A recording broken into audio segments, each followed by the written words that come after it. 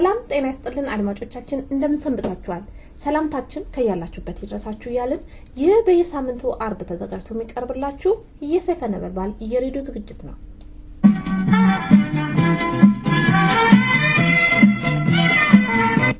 እነሆ ታዲያ ፕሮግራማችንን ለማድመጥ እንደመቻችሁ ከወዲሁ ጠቆም እናደርጋችኋለን ቀዳሚው ዜና ይሆናል ከዜና በመቀጠል ክፍል 2 ካቶ ጀማል ጋራ የተደረገ የቃለ ምልልስ ፕሮግራም ይኖረናል እንዲሁም በየፕሮግራማችን መሃል ሙዚቃዎች አሉ እስከ ፕሮግራማችን ፍጻሜ ድረስ አብራችሁን ቆዩ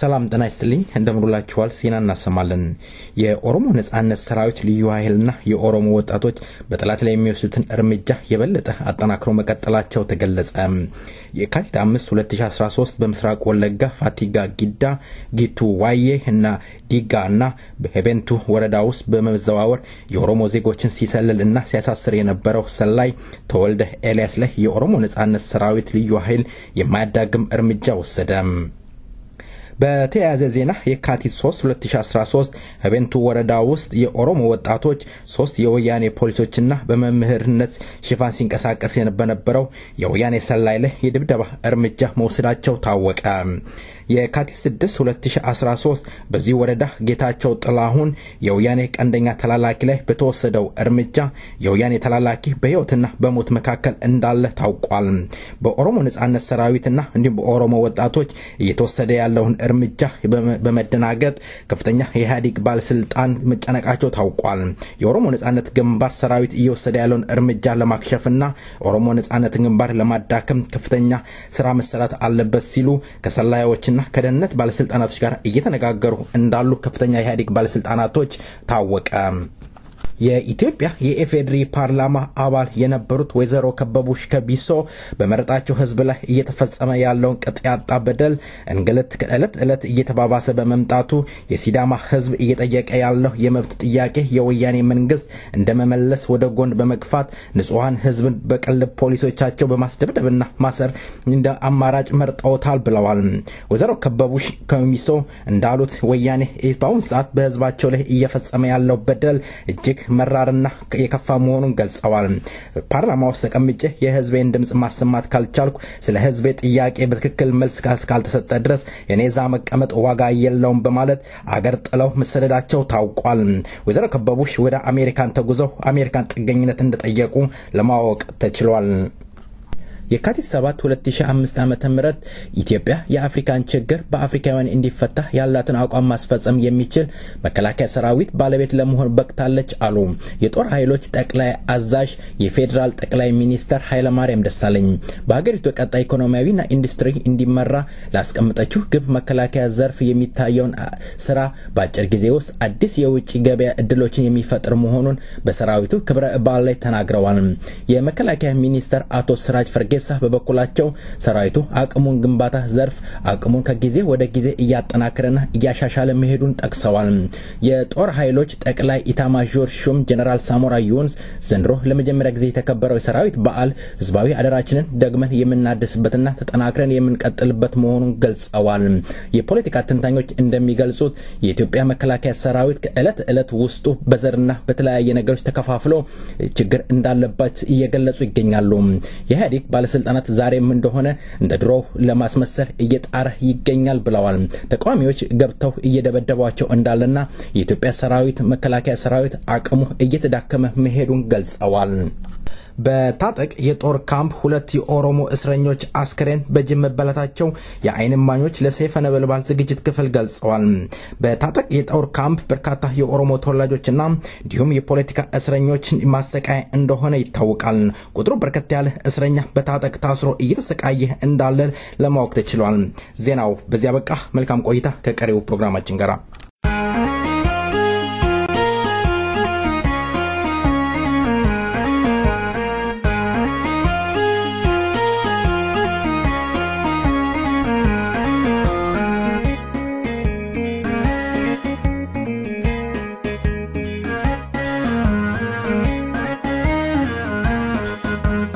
Timbachu gamni, kau galana nama nyaata ummanni ittiin baachuu qabne ta'uu galaana nama nyaata ummanni baachuu qabne ittiin baachuu qabne ta'uu galaana nama nyaata ummanni ittiin baachuu qabne ta'uu galaana nama nyaata ummanni bona duubni ganna dukana duubani bataati wantundu ni dabra yoo makkata itti hafaati bona duubni ganna dukana duubani bataati wantundu ni darba yoo makkata itti hafaati ni cima dukanni yoo bari jala dhiyaate booda deechi ilma harasiniintin ittammate sabnillee waa dhala rorrono itti jabaate oromoo leenjifne akka muraa mililikiitu mangistuudhaan tollee gooliin qayyee shebbereetu itti roorriftanii hagam bituu heddanumnaanii nagaan olee galaa maal godhaa jettan biyyaanii hanga dhiiban qabaa hanga dhiisanii utubaanu bokoo keetoo cinnaa biyya galaafata du'aanu yoo tuffee butanii baasin afuura jiddumaanii heechorraa sanillee namatti dhooti giddumaanii gadhabaa seenaa sabni mataa qaqqabanaanii sareenuu qeerransaa garatti dheechitu dhabnaanii ittiin baachuu qabni ta'uu galaana nama nyaata ummanni ittiin baachuu qabne ta'uu galaana nama nyaata ummanni baachuu qabne ittiin baachuu qabne ta'uu galaana nama nyaata ummanni ittiin baachuu qabne ta'uu galaana nama nyaata ummanni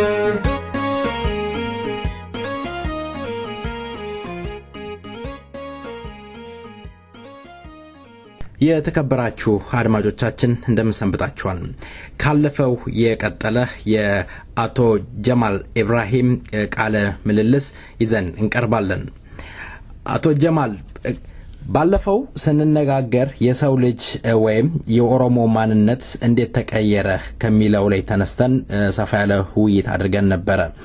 ዛሬ ደግሞ እስኪ በኢትዮጵያ አንድነት እናምናለን የሚሉት ግለሰቦች በተለይ ኢትዮጵያን እግዚአብሔር ይጠብቃታል፣ ስለዚህ እግዚአብሔር ከሷ ጋራ ነው የሚሉት ነገር አለ።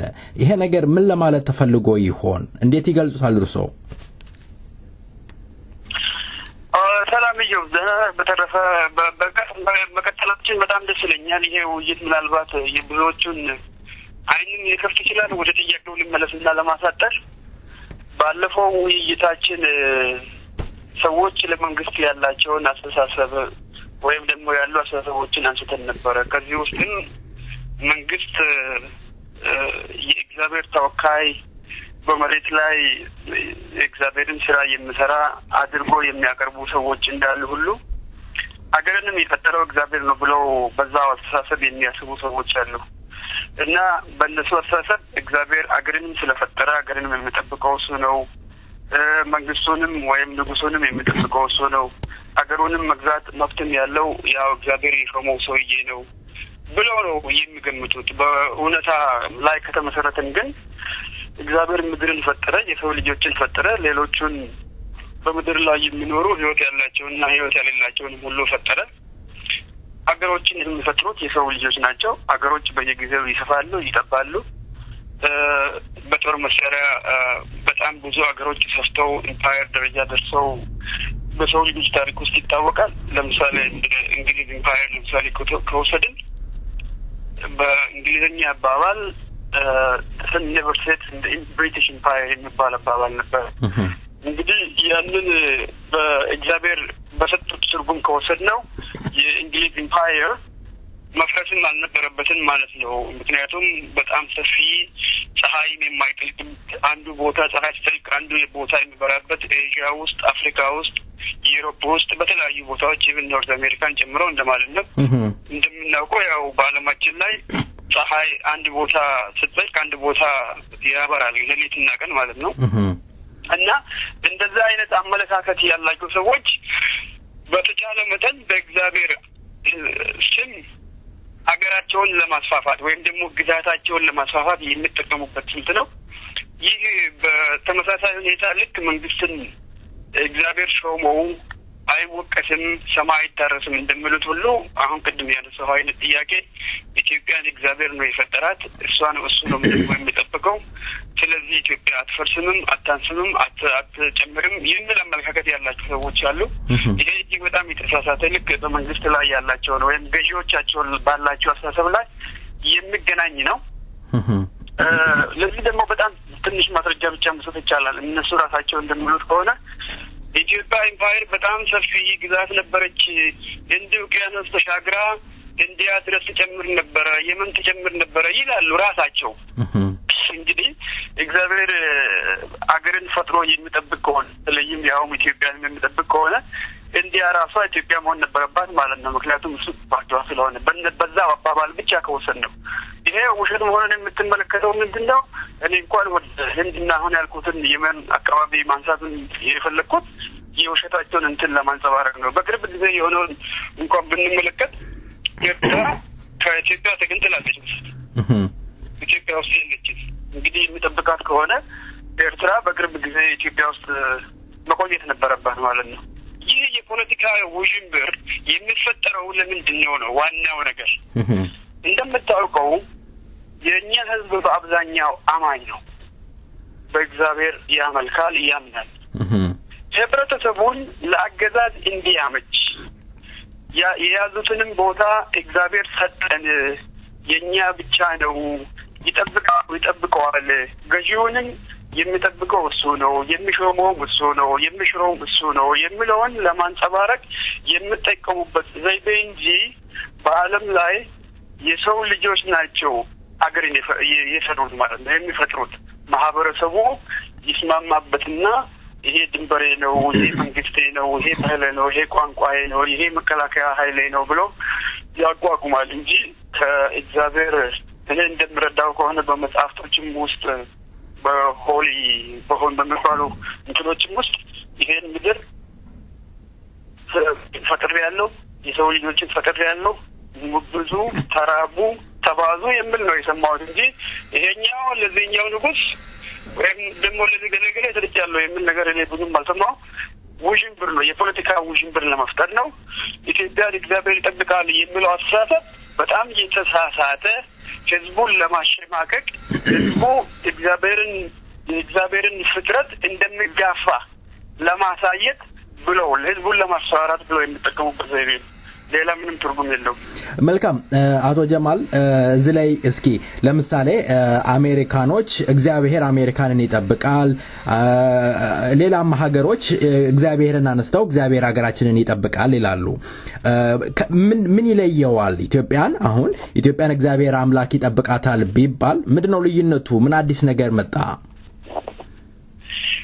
በማጋገጥ ምንም አዲስ የመጣ ነገር የለም ዓለም ላይ የተፈጠሩ በአብዛኛዎቹን ጦርነቶች ስትመለከት የጦርነቱ መሪዎች በቤተ እምነቶች ተባርከው ሂድና ውጋ ተዋጋ ግደል ጨፍጭፍ ተብሎ ነው የሄዱት ይህንን ሁሉም ያደርገዋል ምንም አዲስ ነገር የለውም ማለት ነው አሜሪካም ያደርጋል ስሙሉ ማይተ እንደሆነ አሁን በቅርብ ጊዜ ኦባማ ራሱ ስምን በባይብል ላይ እጁን አድርጎ ነው ይሄ የህዝቡን ሳይኮሎጂ ለመጠቀም እንጂ የፖለቲካ ኢንስትሩመንት በማድረግ ማለት ነው እምነትን የፖለቲካ መሳሪያ በማድረግ ህዝቡን ከራሱ ጎን ጋር ለማሰለፍ የሚያደርጉት ነገር ነው እንጂ በእውነታ ላይ የተመሰረተ ነገር አይደለም እግዚአብሔር ደግሞ አድሏዊ አይመስለኝም እኔ በኔ ግምት አንተ ጠመንጃ ይዘህ ሌላውን ግደልና አንተ የበላይ ትሆናለህ የሚል እግዚአብሔር ያለ አይመስለኝም በጀስቲስ ነው እግዚአብሔር የሚገለጸው ፍትሃዊ በመሆን ማለት ነው እንግዲህ ዓለም ላይ የተደረጉ ጦርነቶችን ደግሞ ስትመለከት እንደ ክሩሴድ በጣም ረጅም ጊዜ ሙስሊሞችና ክርስቲያኖች የተጋጩበት ኢቭን በክርስቲያን ውስጥ ተመለሰ በኦርቶዶክስና በካቶሊክ መካከል የነበረው ጦርነት በኋላም ደግሞ ካቶሊኩና ፕሮቴስታንቶች እርስ በርሳቸው ሲቃረኑ ከርሶቹ ራሳቸውን በሳት እስከ ማጋየት ድረስ የደረሱበት ጊዜ ነበር ይህ የፖለቲካ እምነትን የፖለቲካ መሳሪያ አድርጎ መጠቀም በጣም ረጅም ጊዜ የቆየ ነገር ነው ሂትለርም ራሱ ይጠቀሙበት ነበር የተለየ ነገር አይደለም አበሾቹም የሞከሩት የዛኑ አይነት አስተሳሰብ ኮፒ በማድረግ ኢትዮጵያ የእግዚአብሔር እንትን እሱ ነው የፈጠራት እሱ ነው የሚጠብቀው የሚለውን ለማለት ነው እንጂ ምንም የተለየ ነገር የለውም። መልካም አቶ ጀማል እንግዲህ በኢትዮጵያ አንድነት እናምናለን የሚሉ ፖለቲከኞች ብዙ ጊዜ ፌደራሊዝምን አሁን ኢህአዴግ እያራመደ ያለውን ፌደራሊዝም ሲቃወሙ እንሰማለን። በቋንቋ ላይ የተመሰረተ ፌደራሊዝም ነው ይላሉ። ምን አይነት ፌደራሊዝም ነው የሚፈልጉት ይሆን? ምን አይነት ፌደራሊዝም ሊመጣ ይችላል ብለው እርስዎ ያስባሉ? በመጀመሪያ ለምንድን ነው የሚቃወሙት የሚለውን ማንሳቱ ምናልባት መግለጹ ይበጃል መሰለኝ። ወደፊት የሚለው ከማለት በፊት ማለት ነው። ታይ እንደሆነ ወይም ደግሞ እስካሁንም ድረስ ወደ በፊትም የምናውቀው ትግራይ ነበረች። የአማራ አገዛዝ በነበረበት ጊዜ ትግራይ እንዳለች ትግራይ ነበረች።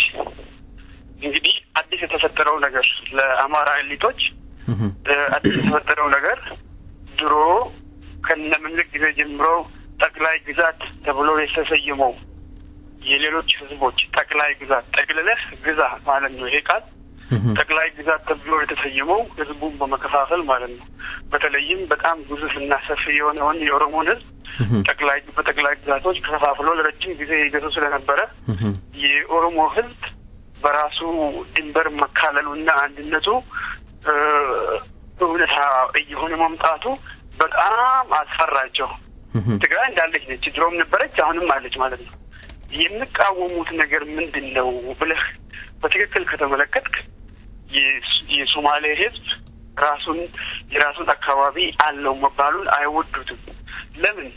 ለረጅም ጊዜ የአማራው አገዛዝ የኤሊቶቹ የአማራውን እንወክላለን ብለው የሚሉት ገዢዎች በእነዚህ አካባቢዎች በሰፊው ሰፍረዋል። ኦጋዴን ውስጥ ብትሄድ ታገኛቸዋለህ፣ አፋር ውስጥ ብትሄድ ታገኛቸዋለህ፣ ወላይታ ውስጥ ብትሄድ ታገኛቸዋለህ፣ ሲዳማ ውስጥ ብትሄድ ታገኛቸዋለህ፣ የኦሮሚያ ክልሎች ሁሉም አካባቢ ብትሄድ ታገኛቸዋለህ። እነዚህ ሰዎች ተጠቃሚዎች ናቸው። ልክ ዛሬ ትግራይን እንወክላለን ብለው እንደሚያስተዳድሩት ወያኔዎች አሁን ፍንፍኔ ውስጥ ያሉትና ሌላ ቦታ አካባቢ ያሉትን ወያኔዎችም ደግሞ ብትመለከት አገራችን ይሄ ነው እያሉ ነው እንትን የሚሉት። ምክንያቱም ተጠቃሚዎች ናቸው።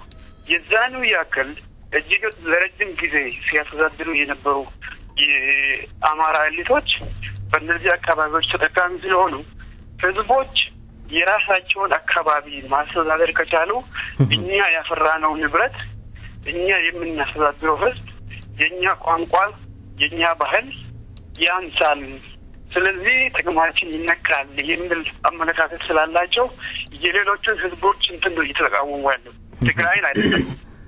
ይሄንን የሚያደርገው ደግሞ ፕሮጀክሽን ነው። ይሄንን እያደረገ ያለው ደግሞ ቲፒኤልኤፍ ነው፣ ወያኔ ነው። እነሱ ባይመጡ ኖሮ የኛ ጥቅም ባልተነካ ነበረ። ሌሎች ህዝቦች አልታጠቁም፣ አልተደራጁም። ያልተደራጁት ህዝቦች አንድ ላይ አደራጅቶ ወደኛ እየላከ ያለው ወያኔ ነውና ስለዚህ ወያኔ እናጥፋ፣ ይሄ ፌዴራሊዝም የሚባለው ነገር የወያኔ አስተሳሰብ ነው ብለው ወያኔ እነሱ የሚኮንኑበት ምክንያት ይሄ ነው፣ ዋናው መሰረት ማለት ነው። ሌሎች ህዝቦች የራሳቸውን አካባቢ በማንነታቸው ኮርቶ በቋንቋቸው መማርን አይፈልጉም። ኦሮሞ ስትል ወዲያውኑ ትወገዛለህ። ኦሮምኛ ጽፋለሁ ብትል አይ አያስፈልግም ነው የሚለው። ለምን ብትላቸው ብዙ ገንዘብ ያስወጣል። እንዴ ኦሮሚያ ገንዘብ የለኝምና ማምረት አልቻልኩምና ቋንቋዬን አልማርም አልጽፍም ያለ ሰው አልሰማንም። እነሱ የኦሮሞዎች ተወካይ ሆነው አይ ቋንቋችሁን የምትማሩ ከሆነ ብዙ ገንዘብ ስለሚያስወጣ ኢኮኖሚያዊ ጥቅም የለውም ይሉት።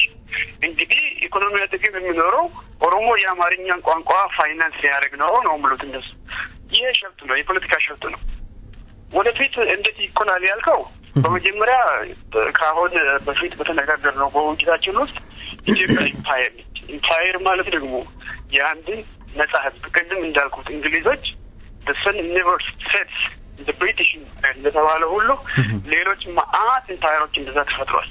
የራሽያ ኢምፓየር ባይዘው ኢትዮጵያ ብለን መጥራቱ ራሱ ትክክል አይደለም አሁን ባለው ሁኔታ። ለምን ብትለኝ የብሪቲሽ ኢምፓየር ነበር የሚባለው፣ የሮማን ኢምፓየር ነው የሚባለው፣ የራሽያም እንደዛው ነው።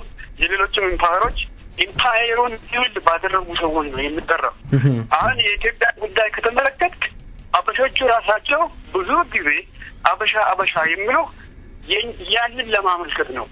ነገር ግን የህዝቡ ትግል የሌላ ህዝብ ትግል ስላሰለቻቸው ብቻና የነጮች ምክር ስላለበት የነጮችን ስያሜ ለመውሰድ ይሞክራሉ ማለት ነው። ስለዚህ ትክክል ከሰሞኑን እንኳን ብንጠቀም ከሌሎች ሂስቶሪካል ሁኔታዎች ጋር ተመልክተን this is an Abyssinian empire። ስለዚህ ይሄ ኤምፓየር ስፈርስ ልክ እንደሌላው እንግሊዝ አንሳ ዛሬ ወደ ራሱ አገር እንደተመለሰች ሁሉ የዚች ኢምፓየር የወደፊት እጣ ዕድሉም አቢሲኒያውያን የራሳቸው አገር ይኖራቸዋል ልክ እንደነበራቸው ሌሎችም ህዝቦች አገራቸውን ነጻርሰው ይኖራሉ የሚል ግምት ነው ያለኝ በግልጽ። መልካም አቶ ጀማል ከዚሁ ዙሪያ ሳልወጣ ብዙ ጊዜ በኢትዮጵያ አንድነት የሚያምኑት ፖለቲከኞች ያለፈውን እንርሳ በደሉ ተፈጽሟል ግን ልናነሳው አይገባም ወደፊት ብቻ እንሂድ የሚሉት ነገር አለ። ከምን አንፃር ነው ብለው ያስባሉ? ታሪክ ነውና በታሪክ ደግሞ ትውልድ መማር አለበት። አዲሱ ጄኔሬሽን ይሄንን አውቆት ያስተት እንዳይደገም መማር የለበትም። ለምሳሌ አሜሪካኖች ከአፍሪካ ባሪያን ሲያመጡ ዛሬ እንዴት እንዳድርገው እንዳመጡ እንዴት አድርገው እንደበደሏቸው በታሪክ ደረጃ ያስተምራሉና የኢትዮጵያ ታሪክ ልዩ የሚያደርገው ምንድነው ይላሉ እርሶ? እንዳይነገር የሚፈለግበት ምክንያትስ ምንድነው? ሁለት ምክንያቶች አሉ። አንደኛው ያለፈው በደል እንዳይታወቅ ያለፈው በደል ከተደበቀ አሁን ያለው ህዝብ ለትግል ለነጻነት አይነሳሳምና ያለፉት በደሎችን እንደብቃቸው ነው አንዱ ምክንያት። ሁለተኛው ምክንያት ደግሞ ወደፊትም ተመሳሳይ በደል መፈጸም የሚመኙ ያለፈውን በደል ይክዱና እንዳልነበረ አድርገው ወደፊትም ተመሳሳይ ህዝቡ ካለፈው ስህተት ተምሮ ያ ነገር መደገም የለበትም ብሎ እንዳይታገል ሁለቱንም ያለፈውን እንዳይማር ይፈልጋሉ ማለት ነው። ይደብቁታል ለመደበቅ። አሁን ያለውም ትውልድ ያለፈውን ካለፈው ተምሮ እንዳያሻሽል። ሁለተኛው ደግሞ ምንም ጥፋት አልነበረም ያጠፉ ሰዎች አልነበሩምና ስለዚህ እኛ ነፃ ነን የሚለው ነው። በእውነት ደግሞ ከታየ ዓለም ላይ እንደምናየው ልክ አንተ እንዳልከው የአሜሪካን ኮንግረስ የስሌቨሪ ሲስተም ወይም ደግሞ አፍሪካን አሜሪካንስን በባሪያ ለመግዛቱ ሁለት ጊዜ ነው ይቅርታ የጠየቀው። ሁለት ጊዜ፣ አንድ ጊዜ ብቻም አይደለም። ኮንግረስ ማለት ነው። ኮንግረሱ ራሱ ትክክለኛ ሂስትሪ አልነበረም፣ ህዝብ ተበድሏል። ስለዚህ እኛ በአሜሪካ መንግስትም ይቅርታ እንጠይቃለን ብለው ሁለት ጊዜ ነው ይቅርታ ጠየቀው። ከዛ ደግሞ እንለፍ ጀርመኖች የጄውሽ ህዝብን ፈጅተው ነበር ሂትለር ማለት ነው። በሂትለር ዘመን ጀርመን ያንን ጥፋት በመፈጸሙ እንግዲህ አሁን ዛሬ ያለው የጀርመን ጄኔሬሽን ያንን ጥፋት አልፈጸሙም። አንዳንዶቹ ያለፈው ስርዓት ተጠቃሚዎች ዛሬ ምንድነው የሚሉት? እኔ ትናንትና አልተወለድኩም ምንም ጥፋት የለብኝምና ስለዚህ ለምንድነው የምነገረኝ ለምንድነው የምነሳው ይላል። የጀርመን ዜጎች መንግስት በመንግስት ደረጃ ላለፈው ጥፋት ሂትለር በሰራው ጥፋት ዛሬ ካሳ ይከፍላል። እነዚህ ሰዎች አዋቂዎች ቢሆኑ ኖሮ የዓለምን ሁኔታ ተመልክተው የተሰራው ጥፋት በጣም በደሉ መጥፎ ነው ለኛ ሌሎቹ ላይ ብቻ ሳይሆን ለኛም ለራሳችን የህልና ነጻነት ሊኖረን አይችልም። ስለዚህ ያለፈውን ጥፋት እንደ ጥፋት ተቀብለን ልክ ሌሎች አገሮች እንደሚያደርጉት የሰለጠነው የህዝብ ክፍል የዓለም ህዝብ ክፍል እንደሚያደርገው የነበረው ጥፋት ነው እንበል ብለው እንደማለት ይልቅ መደበቅ ነው የሚሞክሩት። የሚደበቁት ደግሞ እነማን ናቸው ብለህ ስትመለከት ብዙ ጊዜ አይተህ እንደሆነ አማራና ትግሬ የሚከላከሏቸው ሰዎች አሉ። ትግሬ ዮሐንስን ይከላከላል ትግሬ በመሆኑ ማለት ነው።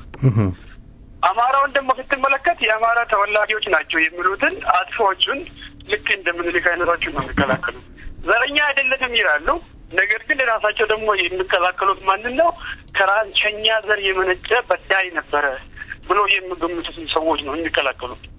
በኦሮሞ ደረጃ ደግሞ ከወሰድከው እንደኔ አስተያየት አንድ የጀውሽ ሰው አንድ እስራኤላዊ ያውም ከአገሩ ውጪ በጀርመን አገር ውስጥ ለተፈጸመበት በደል ዛሬ እስራኤል ሄደህ አይ ሂትለር ምንም አላጠፋም ብትለው I don't think መኖርን የምትችል አይመስለኝም በህይወት ምክንያቱም በደሉ በዓለም ደረጃ የሚታወቅ ነገር ነው ሰዎቹም ደግሞ አረሱትም ኦሮሞን ደግሞ ከተመለከተው በራሱ አገር ላይ ነው የተጨፈጨፈው እንግዲህ አንድ አማራ ዝም ብሎ መጥቶ ተነስቶ ያውም በአገሩ ላይ ኦሮሞ የተጨፈጨፈውን ከሂትለር እኩል ወይም ከዛ በላይ የኦሮሞን ህዝብ በግማሽ ያጋመሰው ምንልክ እሱ የሚተሰክሩልኝ ከሆነ እንግዲህ ከዲዮሾች መማር ያለበት ይመስለኛል ትክክለኛ አለመሆኑን አንድ ጀርመናዊ እስራኤል ሀገር ሄዶ አይ ሂትለር ምንም አላጠፋም ብል ያውም በጀርመን ውስጥ ነው ሰዎች እነሱ የጨፈጨፉ በአገራቸውም ላይ አይደለም እና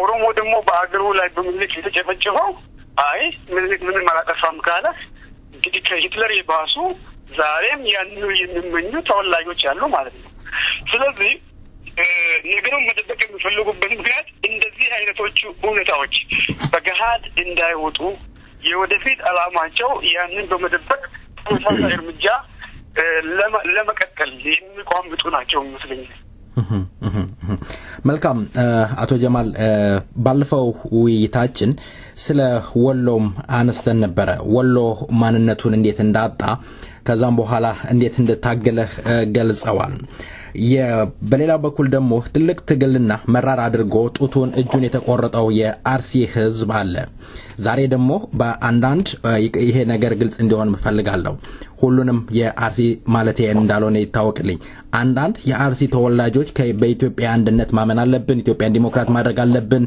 ብለው እየታገሉ ያሉ አሉና እንደውም በኢትዮጵያ አንድነት የሚያምኑ ሰዎች ወይም ፖለቲከኞች እውነተኛ አገር ወዳድ እውነተኛ ታጋዮች እስከ ማለት ድረስ ዘልቀዋል አርሲና ኢትዮጵያዊነትን እንዴት ይገልጻሉ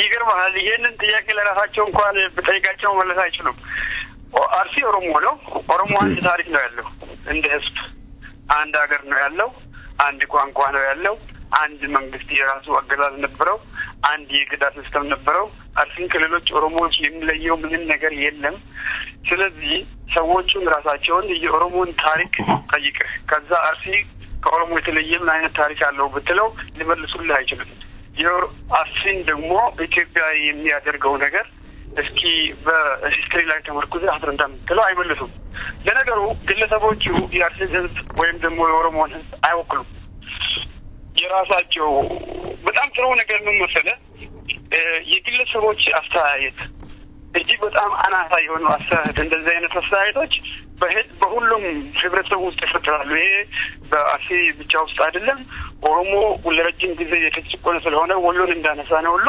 በተለያዩ የኦሮሚያ አካባቢዎች በግለሰብ ደረጃ የሚታይ ነገር ነው ይህ በጣም ሊገርምን አይገባም አንዳንድ ጊዜ ለምን የአገዛዝ የውጪ አገዛዝ የራሳቸው የሆነ ቡችላዎችን ምን ጊዜ ይፈጥራል የአፍሪካ ቀኝ ግዛትን ብንመለከት ለምሳሌ ሞዛምቢክና አንጎላ ነጻ በሚወጡበት ወቅት ነጻ ከወጡ በኋላ ማለት ነው ነጻ በነጻነት ትግል ላይ ያሉ ሳይሆን በግለሰብ ደረጃ እንዴት አንተ ጥቁሩ ለኔ አስተዳዳሪ ትሆናለህ እንዴት አንተ ጥቁሩ ለኔ ቺፍ ትሆናለህ ብሎ ያመጡ ሰዎች ነበሩ በእነሱ ጭንቅላት በእነሱ አስተሳሰብ ነጭ ብቻ ነው ማለት ነው እንግዲህ የሱ መሪ መሆን የሚችለው በኦሮሞ ውስጥም ማንነታቸውን የሚንቁ በግለሰብ ደረጃ የራሳቸውን ማንነት እጅግ በጣም በዝቅተኛ ደረጃ የሚንቁ ሰዎች ከሌላው ጫና ካልተደረገባቸው ወይም ድጋፍ ካልተደረገላቸው ነፃ ሆነው መንቀሳቀስ የማይችሉ የራሳቸውን ህብረተሰብም ደግሞ ታሪክና ወግ ስነልቦና ያልተረዱ ግለሰቦች ይኖራሉ ይህ በተመሳሳይ ሁኔታ በወሎ ውስጥም ይሁን በቱለማ ውስጥም ይሁን በምጫም ይሁን በቦረናም ይሁን በሐረርጌም አካባቢውን በአርሲም አካባቢውን በግለሰቦች ደረጃ የሚታይ ነው እነዚህ ሰዎች የህብረተሰቡን ስነልቦና አንጸባርቃሉ በፍጹም አንጸባርቁም ምናልባት በቁጥር ብትቆጥራቸው የአንድ ቤተሰብ ልጆች እንደምታውቀው እንግዲህ በኦሮሞ አብዛኛው አንድ ሰው ለምሳሌ ሁለት እና ሶስት በላይ ባለቤት ሊያገባ ይችላል እንግዲህ የሁለቱ ባለቤቶች ተወላጅ ራሱ ምናልባት አንዳንድ ጊዜ 10 እና 20 በቁጥር ከዛ በላይ ነው ይችላል አንድ ቤተሰብ ያው ቅድም እንዳልኩ እንደ ሞዛምቢክ አይነቶቹ የባርነት ስነ ልቦና በጥንቅላቸው በአእምሮአቸው ውስጥ የጸረጸ ግለሰቦች ናቸው በኔ ግምት አንድ ሁለተኛ የሚያንጸባርቁትና አንዳንዱን አመለካከት ታየው አንደኛው እንደውም የሆነ የህዝባዊ ስብሰባ ላይ የኔ ወንድሞች 9 ናቸው በዚህ ትግል ውስጥ የሞቱት ነገር ግን እኔ የበለጠ አዋቂ ራሱን እንደማለት ነው አዋቂ ስለሆነ የድርጅቱ አካሄድና አቋም ትክክለኛ ስለሆነ ቀይረናል ማለት እንግዲህ 9 ወንድሞቹ ተሳስተዋል ማለት ነው 9 ወንድሞቹ ስለኛ ናቸው እሱ አንድ ብቻ በጣም ትክክለኛ ነው ለራሱ ይሄ ለኔ እንደ አንድ ሰው ምን እንዴት ነው ኢቫሉዌት የምታደርገው በተለይ 7000 ሰው በጨፈለቅ አንድ መንግስቱን አይወጣውም የሚባል አይነት የደርግ ጊዜ እንትን ነው የሚያስታውሰኝ ሰዎቹ የማህበረሰቡ የዘጠኙን ወንድማማቾች ስነ ልቦና እንኳን የማንጸባርቅ ምንም ነገር የማንጸባርቅ የማይያያዝ አይነት አገላለጽ እየገለጹ የሚሄዱ ናቸው ይሄ ብቻ አይደለም አንዳንድ ንግግሮቻቸውንና ኢንተርቪዎቻቸውን አዳምጣለሁ ታስታውስ እንደሆነ አባዱላ ገመዳ አንድ ጊዜ ሲናገር ቲፒኤልኤፍ ከኦኤልኤፍ የበለጠ ለኦሮሞ ህዝብ ይቀርባል ብሎ ተናግሮ ነበር እንግዲህ ቲፒኤልኤፍ ከኦኤልኤፍ የበለጠ ለኦሮሞ ህዝብ ይቀርብ ይታያል እሱ ማለት የፈለገው ቲፒኤልኤፍን ማስጠፋት አለብኝ በተመሳሳይ ሁኔታ አሁን የነዚህ ግለሰቦች መሪ የሚባለው ሰውዬ ተጠይቆ ከኦሮሞ ድርጅቶች ጋር ከመስራት ይልቅ ለምን ግንቦት ሰባትን መረጣችሁ ብሎ ሲጠየቅ እኛ ኦሮሞ መሆናችንን ብቻ አትመልከቱ በአካል ብቻ በአስተሳሰብ የሚቀርበን ግንቦት ሰበን ነው ብሎ ነው የመለሰው ይታይ ሁለቱም አንድ ናቸው ማለት ነው አባዱላ ትግሬ ከኦኤልኤፍ የበለጠ ወይም ቲፒኤልኤፍ ይቀርባል ብሎ ነው የገለጸው ይሄኛው እኛ ግንቦት ሰበን የበለጠ ይቀርበናል ሁለቱም አንድ ናቸው ማለት ነው እነዚህ ሁለቱ የሚያንጸባርቁት የሳይኮሎጂ ማንነት ምንድነው በራሳቸው ስለማይተማመኑ በህዝባቸው ብዙ አይተማመኑ በህዝባቸው ስለማይተማመኑ ልክ እንደ ሞዛምቢኮቹ ቅድም ነፃ ከወጡ በኋላ እንዳስቸግሩት ሁሉ አሁንም እነሱ የበላይ የሚፈልጉት ከውጭ ሰዎች ነው ማለት ነው ሌላ አዛዥ ነው የሚፈልጉት ከኦሮሞ ጋር መስራት ስለማይችሉ እኔ ይሄን እንደዚህ ነው የምመለከተው እንጂ አስልም ሆነ የሌላውን ኦሮሞ ስነ ልቦና ታሪክ ማንነት የሚገልጽ አይደለም የግለሰቦችን ብቻ ነው የሚገልጸው ሌላው መልካም ሌላው ትንሽ እኔ ግራና ድንቅ የሚለኝ ነገር አለ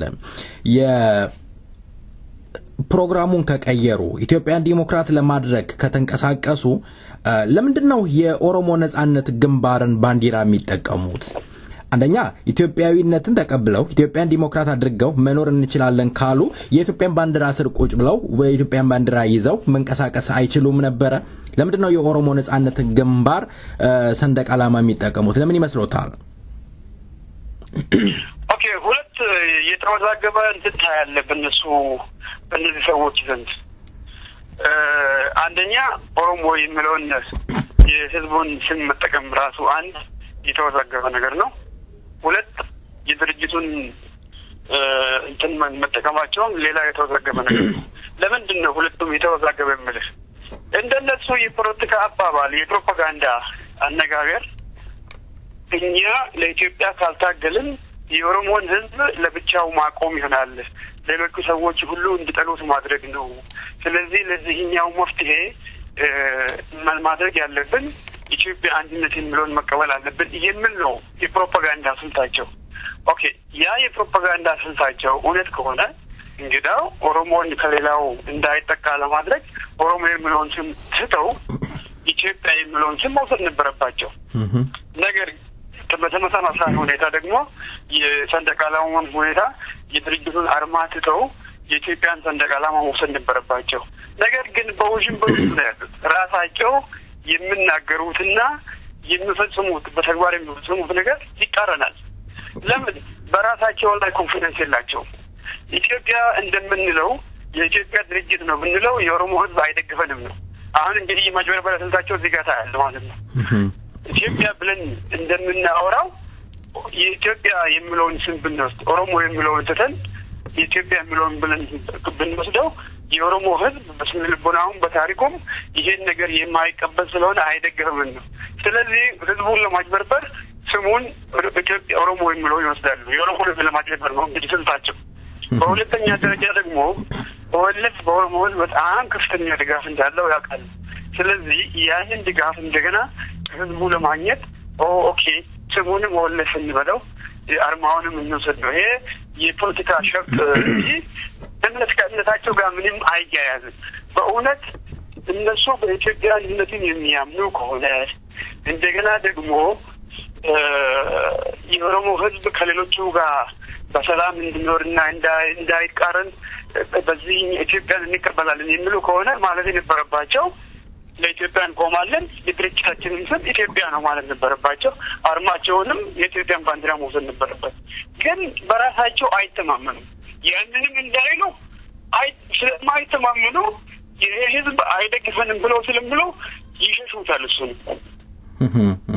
ወደ ኦሮሞ ደግሞ እንዳይጠጉ ወደ ኦሮሞ ለመጠጋት በቂ ችሎታ የሚላቸው በግለሰብ ደረጃ ካየው በጣም የሚገርም ነገር የአንዳንዶቹ አስተያየት እንደዚህ የተወናበደ አስተያየት የሚመነጨው የትግሉን ምንነት አልተረዱም። የኦሮሞ ህዝብ ታሪክ በቅጡ አልተመለከቱም። ለምንድን ነው ኦሮሞ የሚታገለው? የትግሉ ምንጭ ምንድን ነው? ትግሉን ያስነሳው ምንድን ነው? ከታሪክ አንጻር ማለት ነው። እኛ የምንጠይቀው ስለ ሀገራችን ነው። የኦሮሞ ህዝብ የራሱ መንግስት ነበረው፣ የራሱ የአስተዳደር ባህል ነበረው፣ እሱ ስነልቦና አለው፣ የራሱ ታሪክ አለው፣ የራሱ ቋንቋ አለው፣ የራሱ የሚተዳደርበት የሚከላከልበት የመከላከያ አቅም ነበረው። እነዚህን ነገሮች እነሱ አይመለከቱትም፣ አያውቁትም መሰለኝ በግማሹ በእውነት ከሆነ እና አንዳንዶቹ እንደውም በኢንተርቪው ላይ የሰማሁት ምንድን ነው ምኒልክ ኦሮሞን ፈጅ የሚባለውን እንዴት ነው የምትመለከተው ተብሎ ሲጠየቅ አንዱ ተረት ነው ብሎ የመለሰው ነው። እንግዲህ ኦሮሞ ህዝብ ለመምራት የኦሮሞን ህዝብ ታሪክ የማያውቅ ሰው ተረት ነው የሚሉ አይነት ሰዎች ናቸው። ይህንን ምን ብለህ እንዴት ነው እንደ ኦሮሞ መሪ መውሰድ እንደሚቻል እኔ በግሌ አይገባኝም። የምጠቀሙበት ስም ራሱ ትክክል አይደለም። የኦሮሞ ህዝብ ለኢትዮጵያ የሚቆሙ ከሆነ ምንም የሚያገባው ነገር የለም ማለት ነው። በዛ ውስጥ ኢትዮጵያዊ ከሆኑ ኢትዮጵያ ማለት ነበረባቸው። የድርጅቱንም አርማ ደግሞ ቁጭ አድርጎ ኢትዮጵያን እነሱ የሚሏትን ኢትዮጵያ ሪፕሬዘንት የሚያደርግ ሌላ አርማ መጠቀም ነበረባቸው ብዬ ነው እኔ በግሌ የምመለከተው። መልካም አቶ ጀማል፣ ሌላው ምንድነው በመሪ እየተባለ የሚካሄደው ስብሰባ ላይ ሲናገሩ ስለ ዜግነት ያነሳሉ። ግልጽ የሆነ ነገር የለም፣ አያብራሩትም። ስለ ዜግነት ይነሳል። እዛ ላይ እንደው የሚነገረው ምንድነው አንባ የሚባል ነገር አለ። አንባ ማለት ባዕድ እንደማለት ነው አይደል እንዴ? ትርጉሙ ከተሳሳትኩ ያርሙኝ። አንባ ማለት ባዕድ ነው። ማን ነው ዜግነት ጠያቂው? ኦሮሞ ነው ዜግነት የሚጠይቀው? ኦሮሞ ከየት መጥቶ ነው ዜግነትስ የሚጠይቀው? እርስዎ ምን ይላሉ እዚህ ላይ? ባለፈው ውይይታችን በጣም ብዙ ጥያቄዎች ለሚሆኑ ግለሰቦቹን የሚመለከቱ ነገሮችን አንስቼ ነበረ። እንደዚያም ሁሉ የፖለቲካ አስተያየታቸውን ሀሳባቸውን ሲሰጡ የሚገርሙኝ ነገሮች አሉ። አሁን ያነሳኸው አንዱ ነው። በቅድሚያ እንደዚህ አይነት ነገሮችን መናገር ከመጀመራቸው በፊት ኢንተርቪዋቸውን ሰምቼ ነበረ። ያው ግሩፑን ይመራል ተብሎ የሚገመተው ሰውዬ የወደፊት ቪዥናቸው ምንድነው ተብሎ ሲጠየቅ ቪዥን የለንም ነው ብሎ ሲመልስ የሰማሁት። ቪዥን የለንም ውደን ሀብ ኦኬ። ከጊዜ በኋላ ደግሞ ቪዥን እንዳላቸው ለመግለጽ በሚሞክርበት ወቅት አሁን ያልከውን ሲጠቀሙ ሰማለሁ ማለት ነው። የሲቲዝንሺፕ ጉዳይ ማለት ነው፣ ወይም ደግሞ አምባ ብሎ እነሱ የሰየሙት። በመጀመሪያ አምባ የሚለው ቃል ራሱ አወዛጋቢ ነው። ልክ አንተ እንዳልከው አምባ ማለት ለምሳሌ እኛ ውጭ ሀገር ያለን ሰዎች ብያምባ ጅር የሰው ሀገር ውስጥ ነው ያለ ነው፣ የሌላ ሰው ሀገር ውስጥ ብያምባ የሌላ ሰው that means we are foreigner ለአገራችን አይደለም ማለት ነው። ዜግነት የሚጠይቁት እንደኔ አይነቶቹ እንዳንተ አይነቶቹ በሰው ሀገር ውስጥ በሌላ ሀገር ሰው ውስጥ የሚኖሩ ስደተኞች ናቸው። የዜግነት ጥያቄ የሚመሰረተው እዛ ላይ ነው።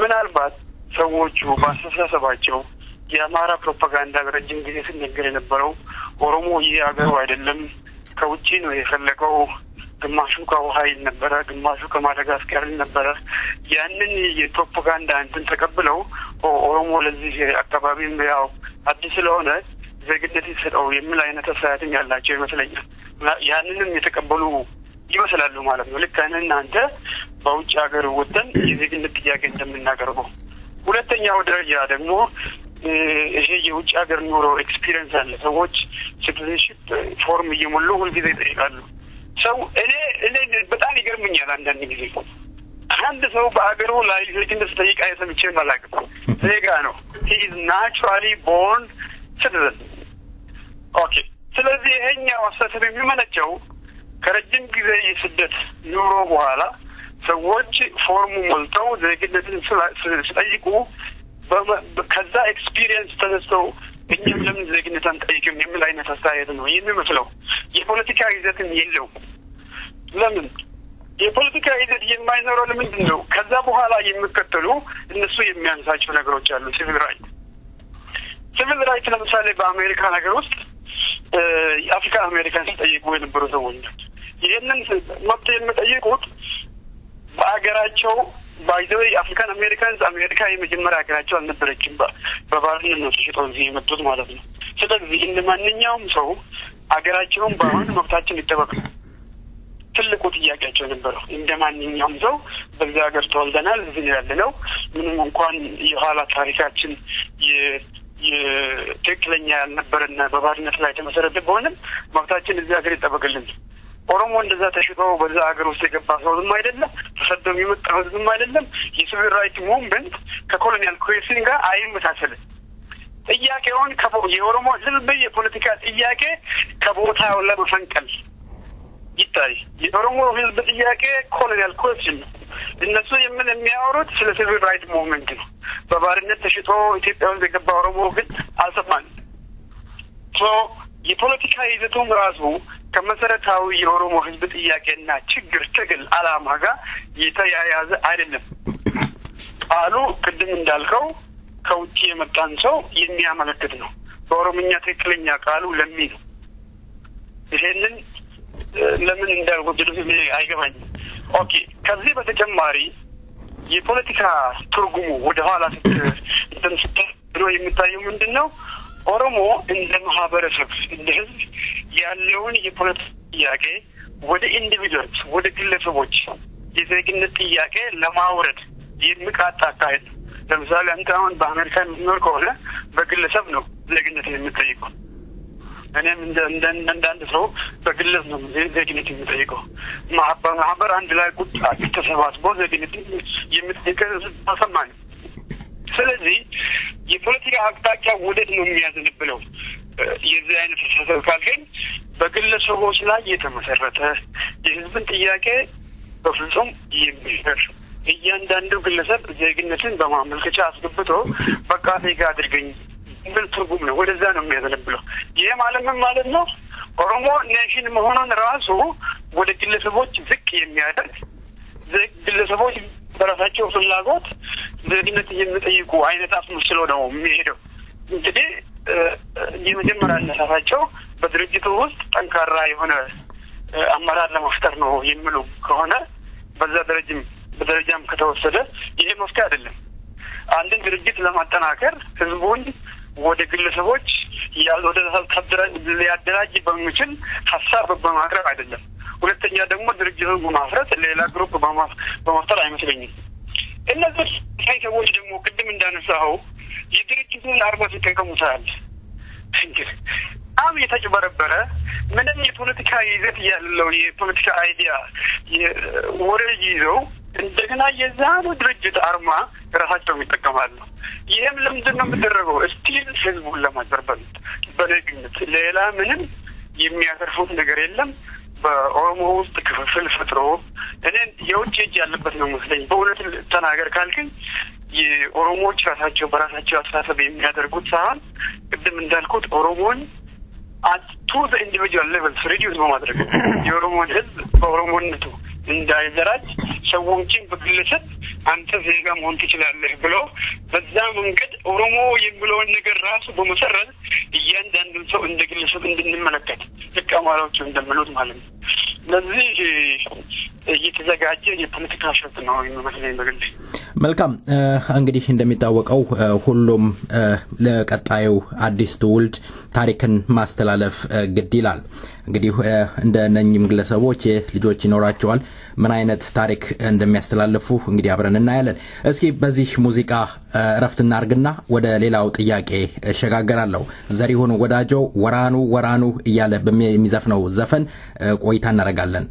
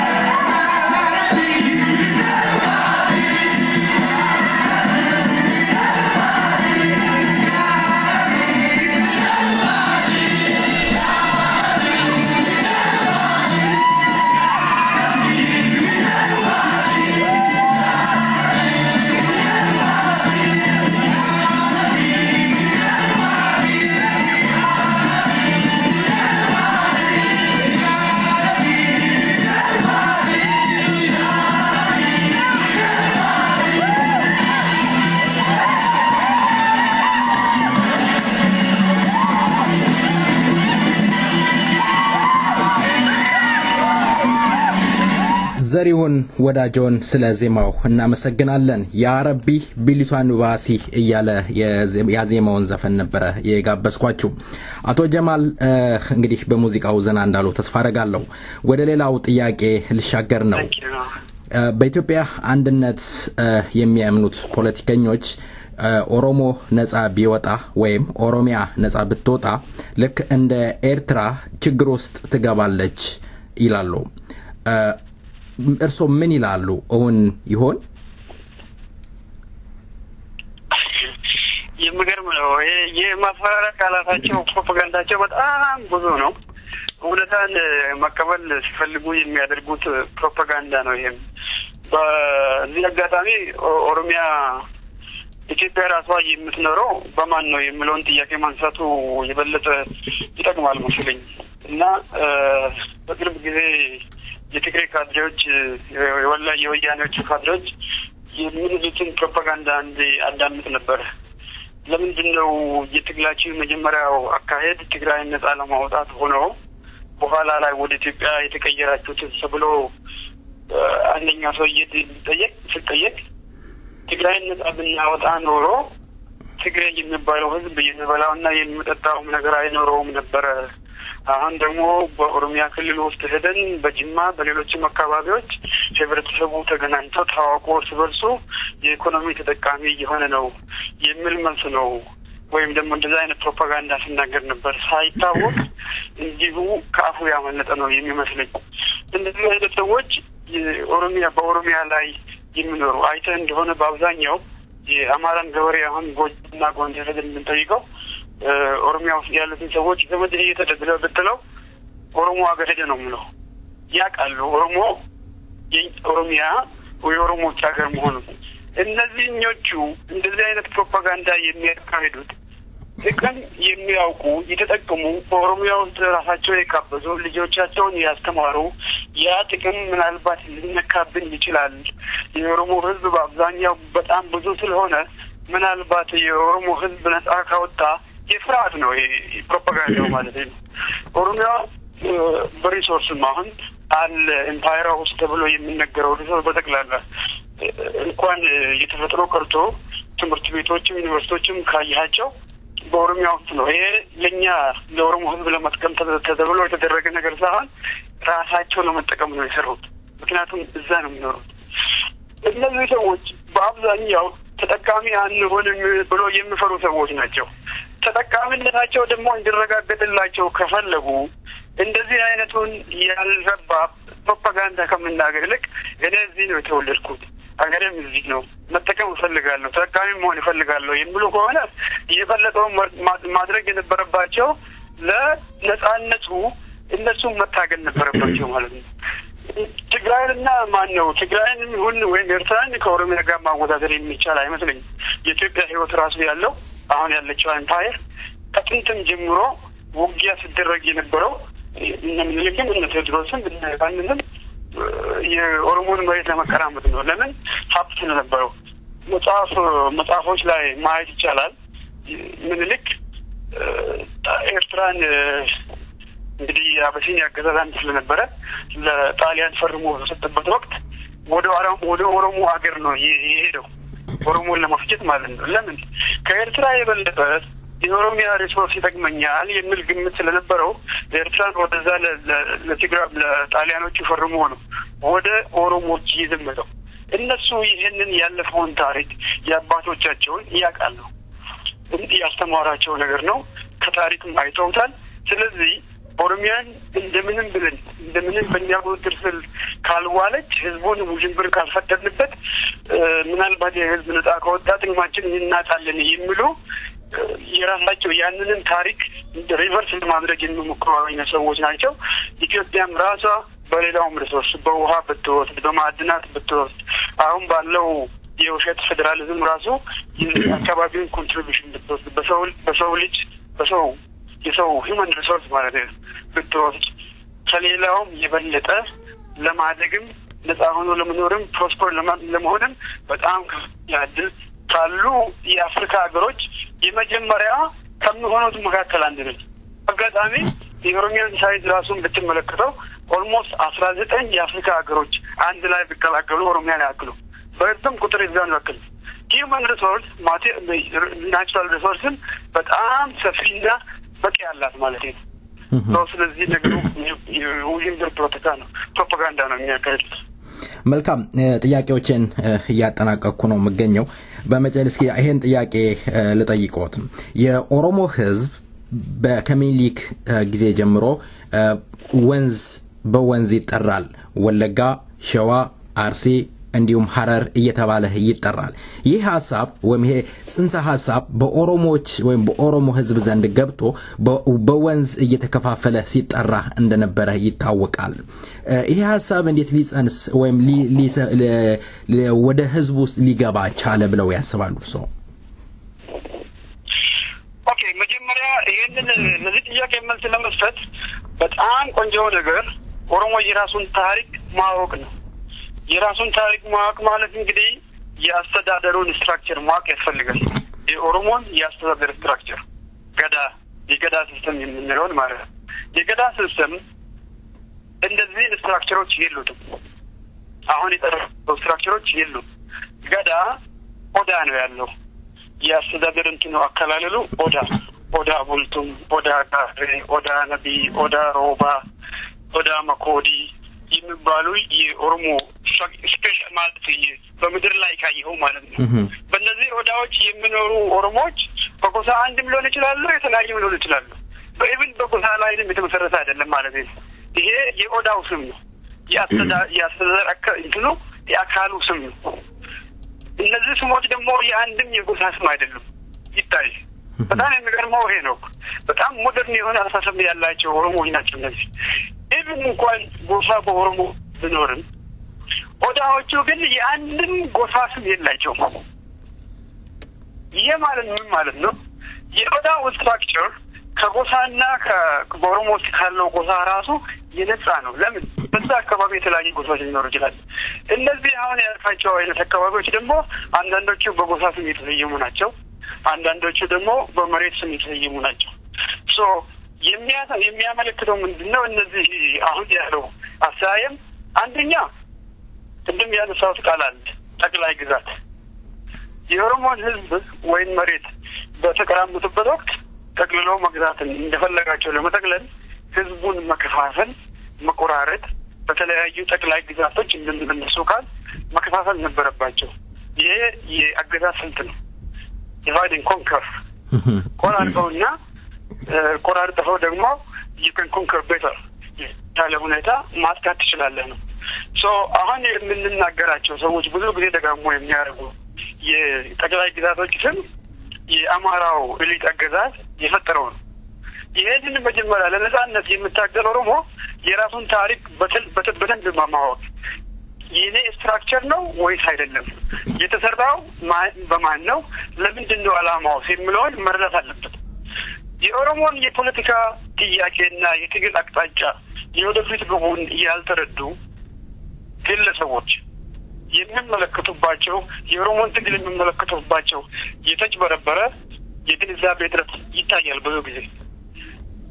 እነዚህ ውስጥ አንዱ አሁን ያነሳነው የጠቅላይ ግዛት ስም ነው። የጠቅላይ ግዛት ስሞች ደግሞ በአማራ ሌቶች የተሰየመ እንጂ በኦሮሞ አገዛዝ ወይም ደግሞ በኦሮሞ አስተዳደር የተሰየመ አይደለም። ስለዚህ ስህተኞች ናቸው፣ መማር አለባቸው ማለት ነው። የግንዛቤ ጥረታቸውን ማጉልበት አለባቸው። ሌሎች ደግሞ የኦሮሞ ህዝብ ጥያቄ በጎሳ መልክ የሚመለከቱ አሉ። በኦሮሞ ውስጥ ባሉ ጎሳዎች በጣም ስህተት ነው። ኦሮሞ እንደ ህዝብ አገር ያለው ህዝብ ነው። የጎሳ ጥያቄ አይደለም የጠየቀው፣ የአገር ጥያቄ ነው እየጠየቃለሁ። በዚሁ በተመሳሳይ ሁኔታ ደግሞ የኦሮሞ ህዝብ ጥያቄ በሃይማኖት መልክ የሚመለከቱ ሰዎች አሉ።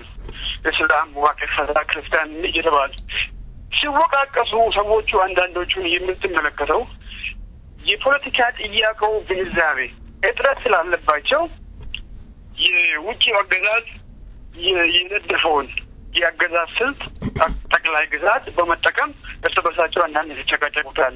ይሄ በጣም የተሳሳተ የኦሮሞን ህዝብ ታሪክ ስለ ልቦና በትክክል ካለመረዳት የተነሳ የኦሮሞን የአስተዳደር ስትራክቸር መዋቅር ካለመረዳት የተነሳ የሌሎቹን የውጭ አገዛዝ ሌጋሲ በራሳቸው ጭንቅላት ውስጥ እያቀረጹ የውጭውን ሌጋሲ ይሄ አሁን የምንልክን ስራ እንደማወደስ እንደማለት ነው።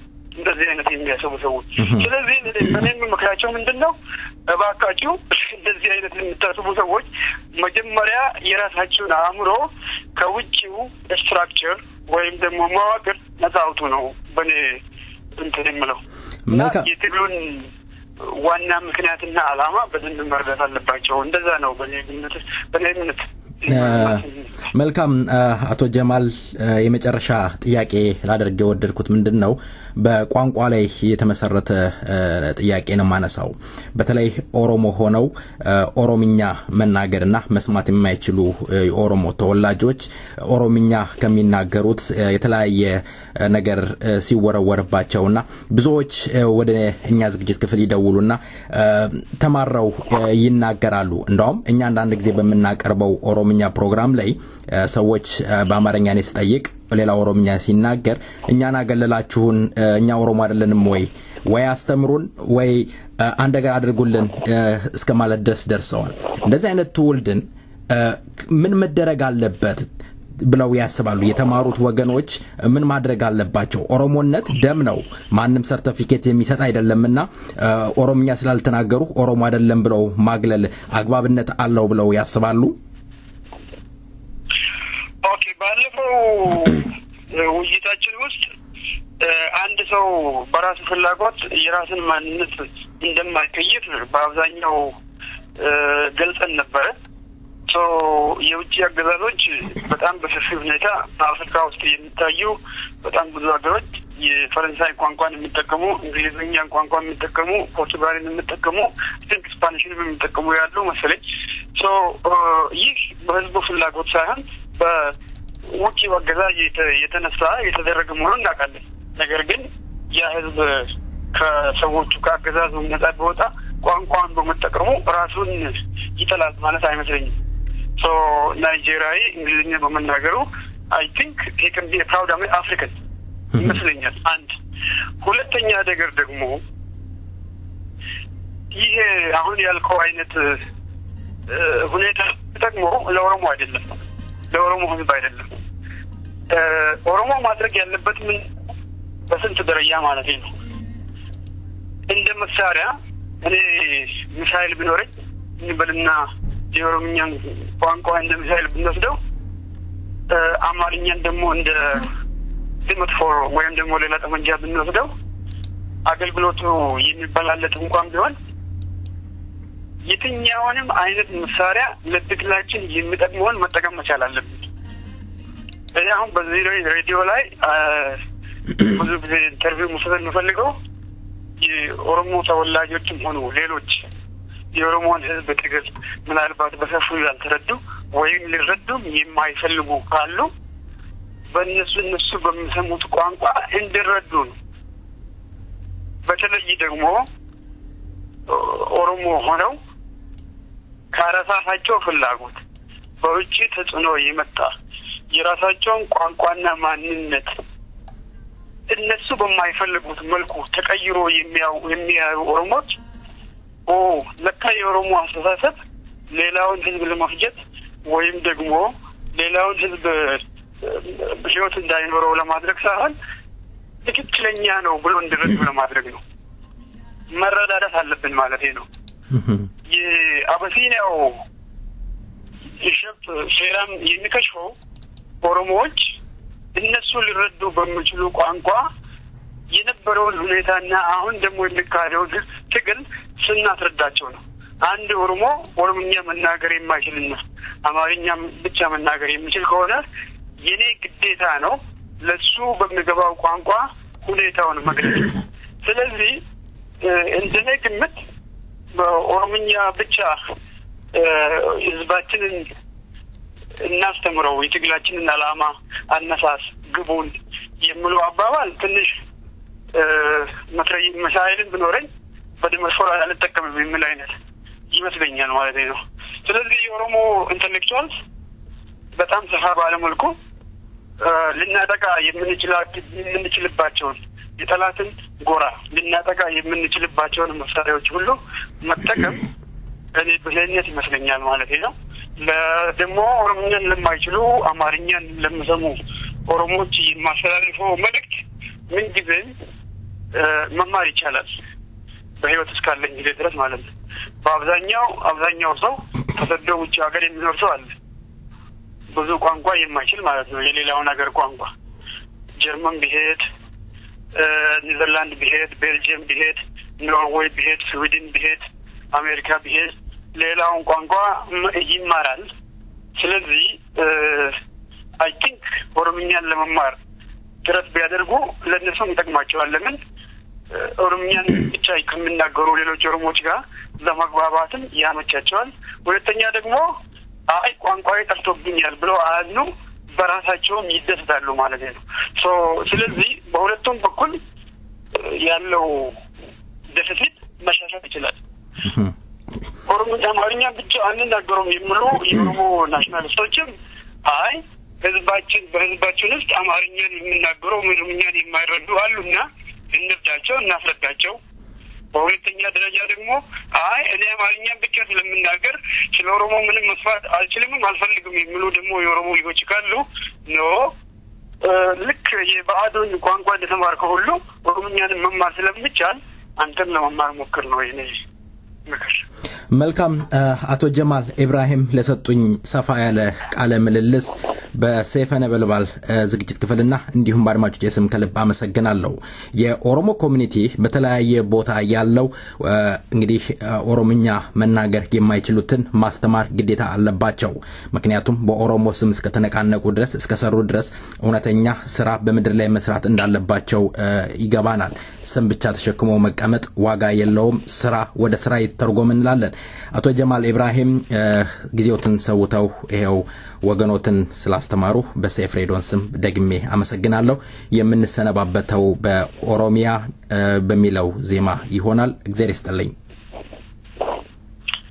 በጣም አመሰግናለሁ። በርቱ። እግዚአብሔር ይስጥልኝ። ሁላችንም እንበርታ።